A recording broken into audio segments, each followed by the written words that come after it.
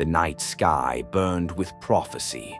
In the highest tower of the kingdom, royal astrologer Malric traced celestial alignments with trembling fingers.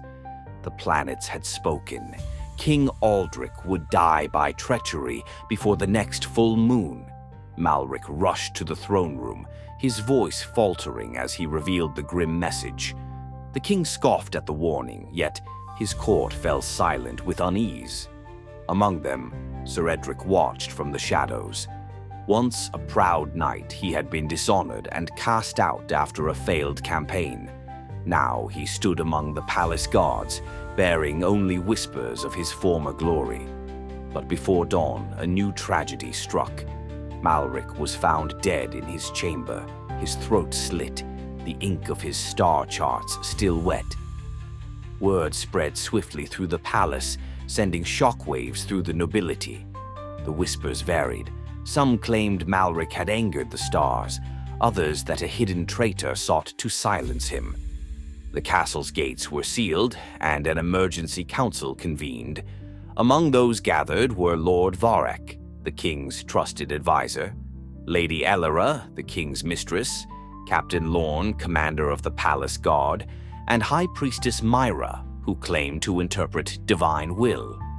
Edric listened to their deliberations, catching subtle tensions. Varek suggested Malric had been mad, his ramblings dangerous. Elira voiced concern for the king's safety, but avoided direct accusations. Myra, however, believed Malric had seen something forbidden, something men should not seek to know. As the argument raged, Edric resolved to uncover the truth. Summoned by Captain Lorne, Edric stood before the king once more. Aldrich, troubled by the astrologer's murder, saw no coincidence in the timing. "You were once my finest hunter," the king murmured.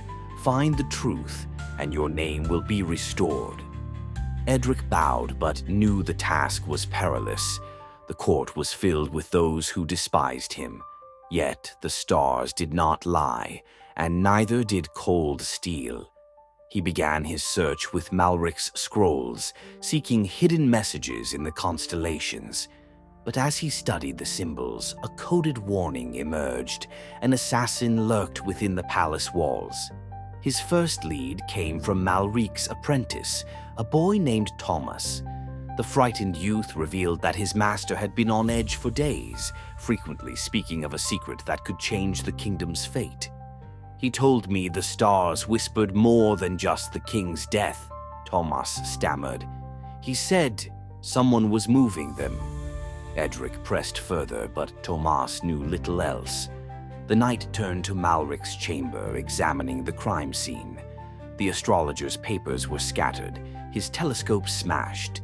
Yet, beneath the overturned desk, Edric found a torn scrap of parchment with a single name: Veiled Sun. Edric moved through the castle corridors, watching and listening. Malric had consulted with several nobles before his death. Lord Varek, a cunning and ambitious advisor, had been seen arguing with the astrologer the night before.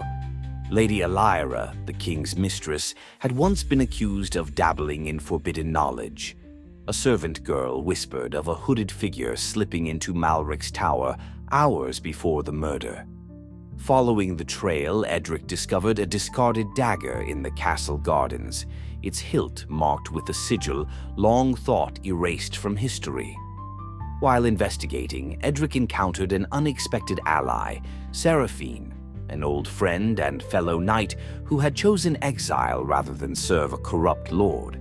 She had returned to the capital under mysterious circumstances. "You look for answers in the dark," she observed.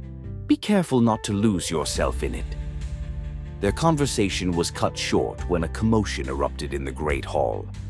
A second murder had been discovered. One of the palace guards, his body positioned to resemble the king's silhouette. The killer was taunting them, and time was running out. The sigil belonged to the Order of the Veiled Sun, an ancient sect of astrologers who believed fate should not be read, but controlled. Edric recalled old tales, how the order had been exiled when their leader had plotted to overthrow the throne. If they had returned, then the prophecy was not merely prediction, but orchestration. The knight confronted Lord Varric, who flinched at the mention of the order. "I have no part in this," he snarled, but fear danced in his eyes. Edric pressed further, and Varric finally revealed a meeting had been arranged in the old catacombs beneath the palace. But before Edric could act, an attempt was made on the king's life. A poisoned goblet, intercepted at the last moment, confirmed his worst fears. The assassin was growing bolder. Edric's investigation led him deeper into the palace's forgotten history.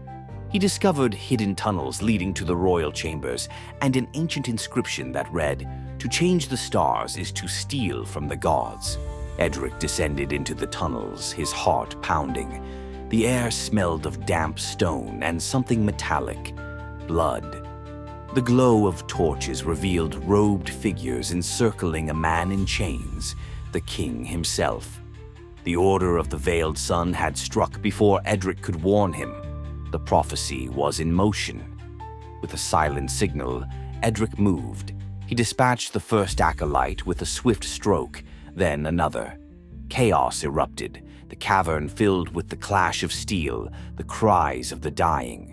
The Order's leader, a hooded figure, moved with eerie precision, as if guided by the stars themselves. Edric parried a strike, dodging another. He was outnumbered.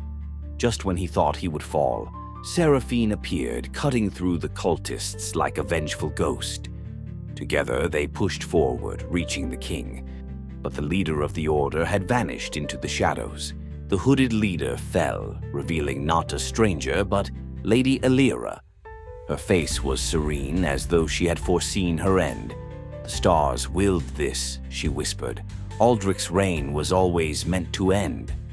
Edric's mind reeled. Had Malric seen too much? Had Alira orchestrated it all? He pieced it together. The manipulated stars, the false prophecy, the hidden hands shaping fate. The survivors regrouped. Varric, captured, revealed under duress that the Order had infiltrated the court for years, planting false prophecies, ensuring their rise. But fate, Edric had learned, was not set in stone. As the remaining members of the Order were hunted down, Edric interrogated their archives. He found scrolls detailing not only the king's death, but the planned downfall of the entire kingdom. The cult had woven false destinies into the minds of rulers for generations, ensuring their secret control. It took days to uncover all of the Order's operatives. Some were slain, others fled. But the kingdom would never be the same. The people whispered that even the stars had been deceived, and that fate itself had been rewritten. With the conspirators slain and his honor restored, Edric knelt before the throne. The king, weary but alive, regarded him with newfound respect. "The stars foretold my death," Aldric mused.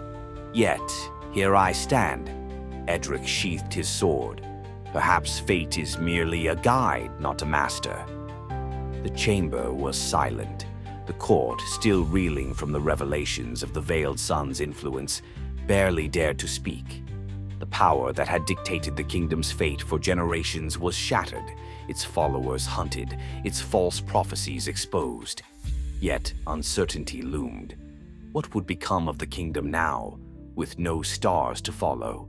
Seraphine approached, her blade still stained with the blood of the fallen cultists. "The people will demand justice," she said, "and they will look to you to lead it." Edric frowned. He had fought for truth, not for power. "That is the king's burden, not mine."